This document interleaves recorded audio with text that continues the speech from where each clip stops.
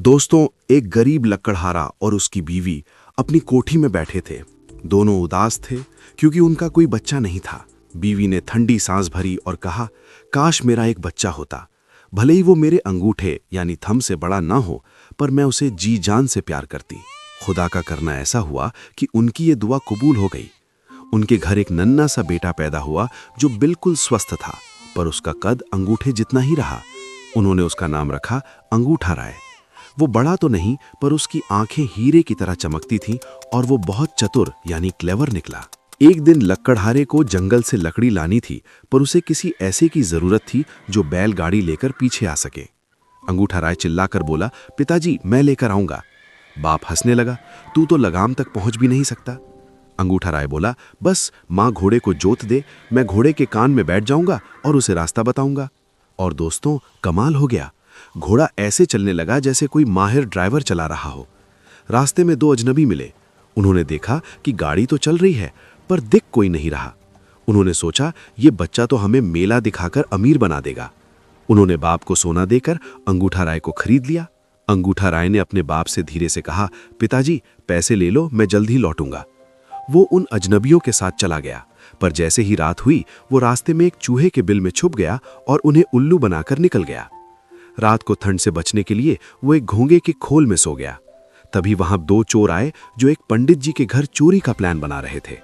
अंगूठा राय ने चिल्लाकर कहा, मुझे साथ ले लो, मैं खिड़की की सांखों यानी आयरन बार्स के बीच से निकलकर तुम्हें सारा माल दे दूंगा। लेकिन पंडित जी के घर पहुंचकर उसने चालाकी की।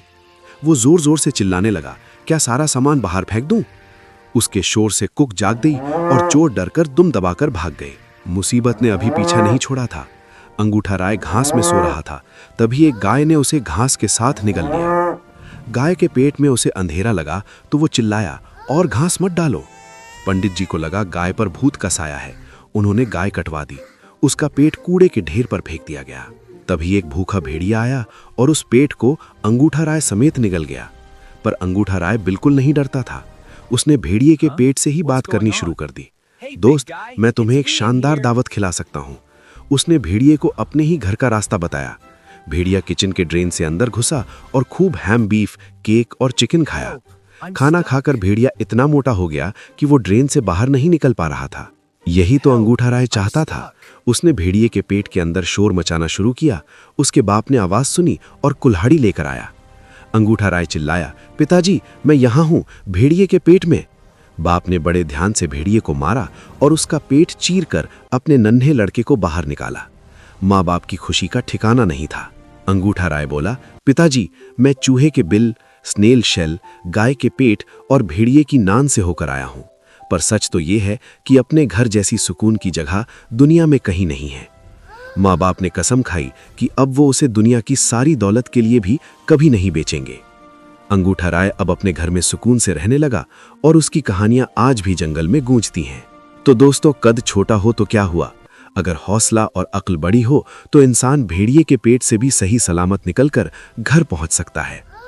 हर किताब के अंदर एक दुनिया रहती है, बस कभी कभी पन्नों में बंद होकर रह जाती है।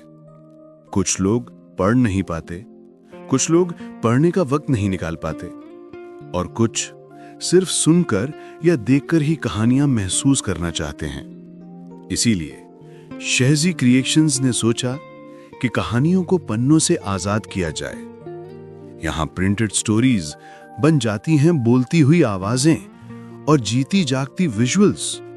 हर एहसास, हर सीन, हर किरदार आप तक पूरी शिद्दत से पहुंचता है। लफ्जों को आवाज मिलती है, तस्वीरों को रूह और कहानियों को नया जन्म। शहजी क्रिएशंस कहानियां सिर्फ पढ़ी नहीं जाती, सुनी, देखी और जी भी जाती हैं।